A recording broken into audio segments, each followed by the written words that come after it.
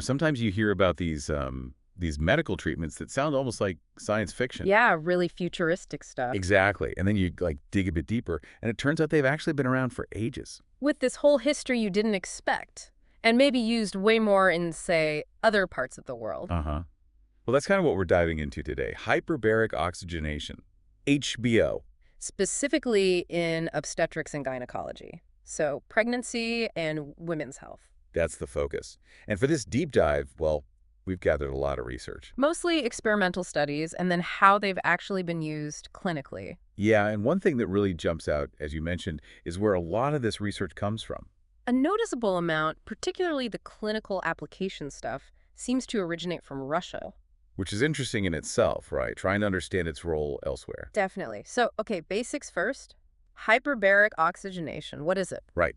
Simply put, it's breathing 100% pure oxygen. But the key is you're doing it inside a pressurized chamber. Exactly. And that pressure helps your blood absorb way more oxygen than usual. So our mission today, essentially, is to sift through the evidence for HBO in pregnancy and women's health. Yeah, figure out what's just like potential versus what's actually proven or practiced. Highlighting the promising bits, but also, where we need to be cautious. Absolutely. We know you listening want to get a solid understanding quickly but thoroughly. So we're aiming for those aha moments, the surprising facts, without getting totally bogged down. Okay, so where do we start? Maybe with the research that initially caused a bit of concern. Sounds good. Let's look at the early animal studies. This goes back to the 70s, 80s, even early 90s. Rabbits, mice, rats, that sort of thing. Exactly. Researchers exposed pregnant animals to higher oxygen pressures. We're talking like 1.5 up to 4 atmospheres for ATA. And what happened? Well, some findings were definitely concerning. A 1973 study, Grote and Wenger, they used rabbits at 1.5 or 2 ATA. Yeah. They saw more fetuses being resorbed, basically lost, and also more birth defects. Okay, not great.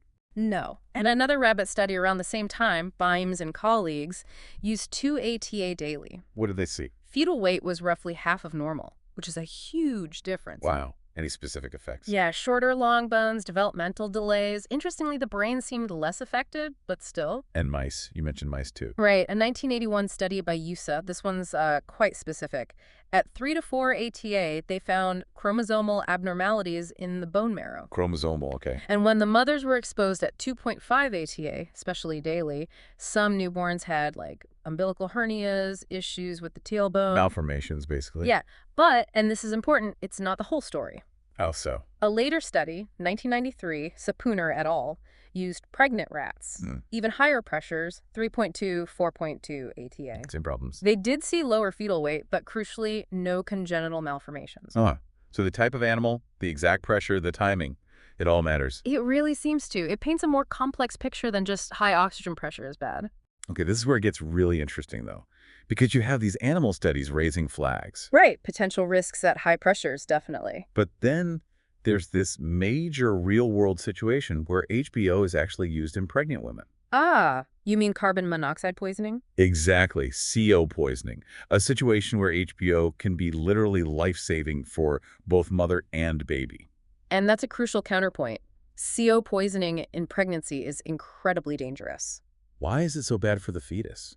Well, carbon monoxide crosses the placenta really easily, and it can severely damage the baby's brain because it just starves it of oxygen. And HBO is the standard treatment for CO poisoning generally. It is, and it's been specifically studied in pregnant women, too.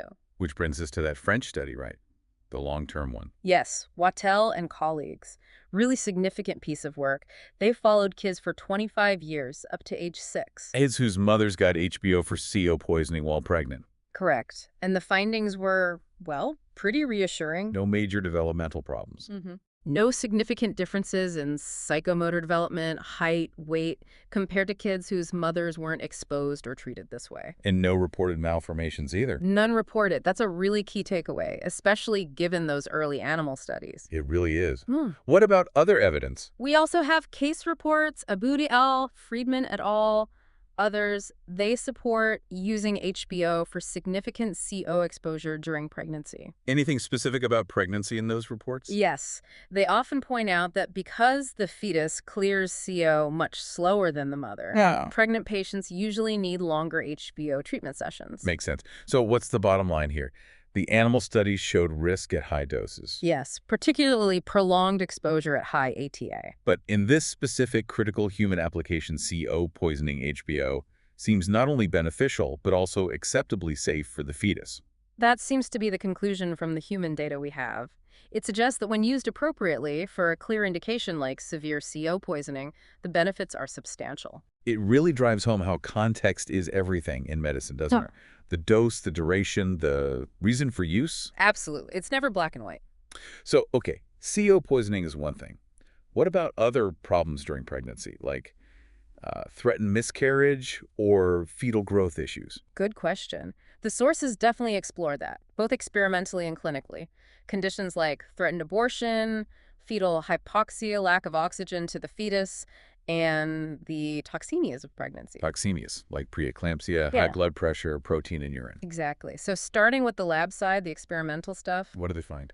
a 1979 study in rats, Mailot et al., looked at placental insufficiency, basically the placenta not working well. Right. Using HBO at 2.5 ATA for 2 hours actually showed improvement in their model, suggests it might help placental function under stress. Interesting. What else? There was work by Cheka et al. In 81 looking at the stress response system, the HHAS in rats. The what system? Hypothalamo-hypophysioadrenal system. Big name, basically the body's main stress axis. They found the system, in both the pregnant rat and the fetus, reacted strongly to lack of oxygen, but also responded to HBO treatment. Shows a complex physiological reaction. And any direct measures of oxygen in the fetus? Yes, a study on pregnant sheep, used by Morin et al.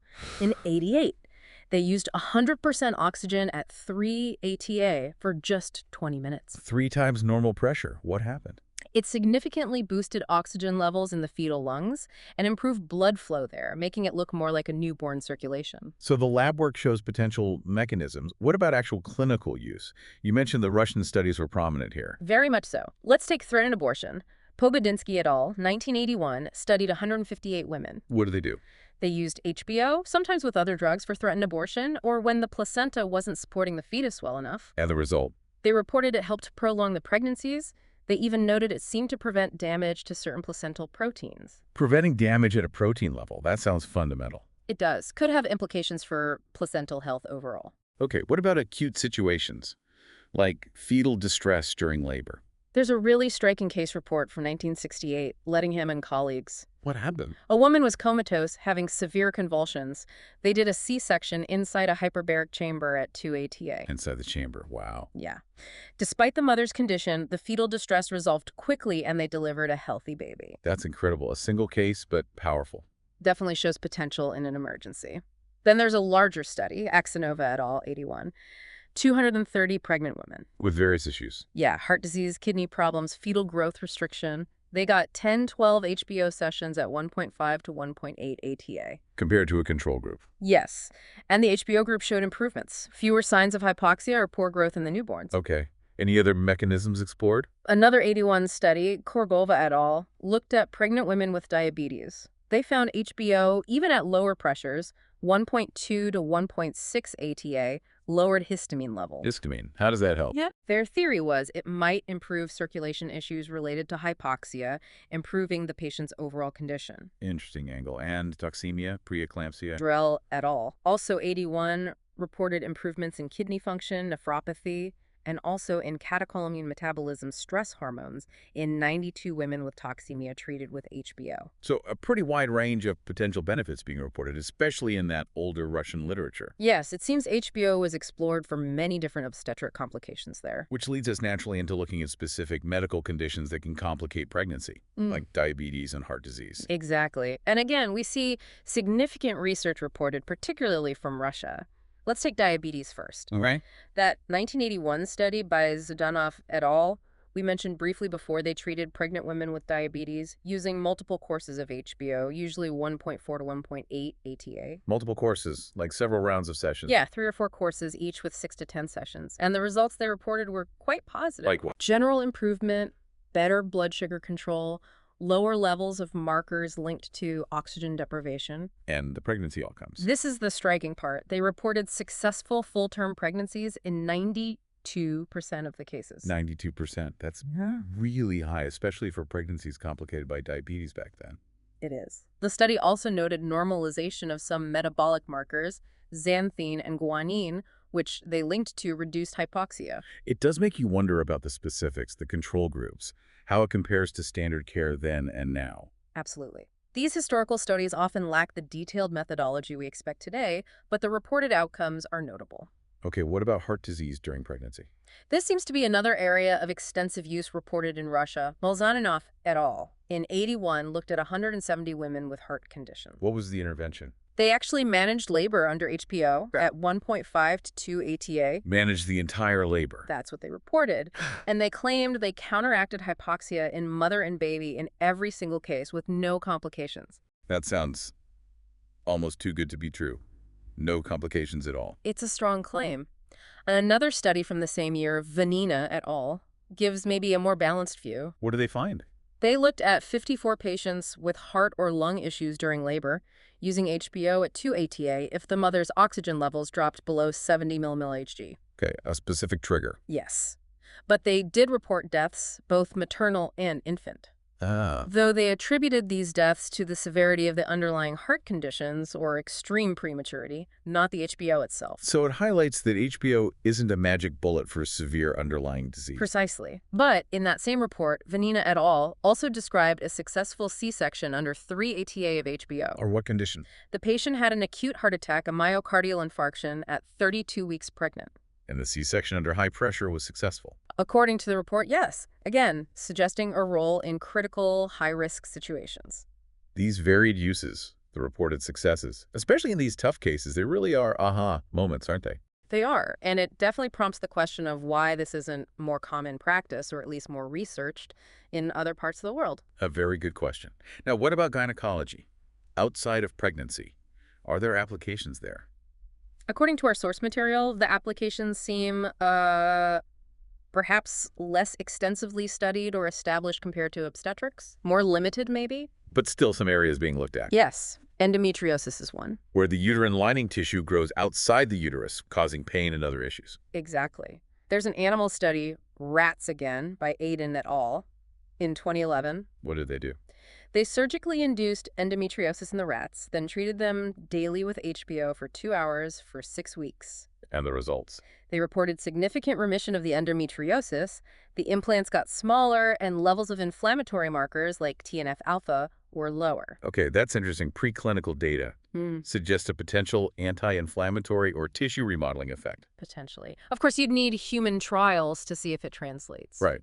What else in gynecology? Infertility? Yes, it's been explored as a possible add-on, an adjunct to infertility treatments like IVF. Any results? A pilot study, Van Voorhees et al., 2005, basically found it was safe and well tolerated by women going through IVF. But didn't prove effectiveness? No, they concluded more research was needed on whether it actually helps improve outcomes. Okay. Anything more concrete? A study by Mitrovic et al. In 2006 specifically looked at the endometrium, the uterine lining, after HPO treatment. What did they find there? They gave women HPO early in their cycle, 2.3 ATA for 70 minutes daily for a week. They reported improvements in the lining, thicker, better quality. Better lining could mean better chance for an embryo to implant. That's the theory. They describe seeing a dense network of capillaries with low resistance, suggesting good blood flow for implantation. But any caveats? Interestingly, they did note that resistance in the main uterine arteries was actually a bit higher than expected, so a slightly mixed picture on the blood flow aspect. So overall for gynecology, maybe some promising leads in endometriosis and endometrial development, but less established than in obstetrics. That seems to be the picture based on the research we reviewed. Needs more investigation. Okay. One last area to touch on briefly is neonatology care for newborns. The source seemed a bit cautious here. Yes, definitely a note of caution. There were some quite dramatic early reports back in the 60s. Hutchinson et al., for example. They report. Using HBO to resuscitate newborns who weren't breathing, apneic infants. Sounds like a potential lifesaver. Why the caution then? Subsequent criticism raised concerns about newborns' lungs. Their air sacs, the alveoli, aren't fully developed. Meaning they might not handle high oxygen pressure well or benefit as much. That was the concern. Plus the logistics. Treating newborns safely with HBO really needs specialized multi-place chambers with full ICU capabilities built in. So complex to implement safely. Very. However, the text does mention potential benefits being considered or theorized for other newborn issues. Reducing brain damage after oxygen deprivation, helping with severe respiratory failure, cranial birth injuries, maybe even hemolytic disease. So theoretical possibilities, but the overall message is caution. Yes. The conclusion from the source material strongly advises caution about introducing HBO routinely for newborn resuscitation without much more solid evidence. Right. Okay. Let's try and pull this all together. It's been quite a journey through HBO and OBGYN. It really has. What are the main takeaways? Well, it seems HBO definitely shows promise, or at least has a history of reported use in several areas. Treating medical issues during pregnancy seems key. Especially CO poisoning, where the human evidence looks supportive, and perhaps diabetes based on those Russia studies. And then there's a potential role in things like threatened abortion and fetal hypoxia. Again, largely from that historical research base. But the big caveat is the need for more high-quality controlled studies, right? Especially outside of that specific research context from Russia. Absolutely. To really confirm the effectiveness and safety in different healthcare systems and patient groups. The safety during pregnancy, particularly regarding malformations, seems relatively reassured by the CO poisoning data, but effectiveness for specific conditions needs more work. Definitely. So we see exciting potential, particularly in obstetrics, it seems, but also that need for caution, especially when talking about newborns. Yeah, hopefully for you listening, this gives a good sense of this complex field, the history, the potential, the geographical variations. It's fascinating stuff. Which brings us to a final thought, maybe something for you to mull over. Given those encouraging results reported in specific situations like diabetic pregnancies or CO poisoning, What are the real barriers, ethical, practical, to wider adoption or at least more research in, say, Western countries? and what underlying factors, maybe we haven't even touched on, could explain why HBO seems to have been embraced so much more readily for these uses in certain places compared to others? Lots to think about there. A really intriguing area of medicine.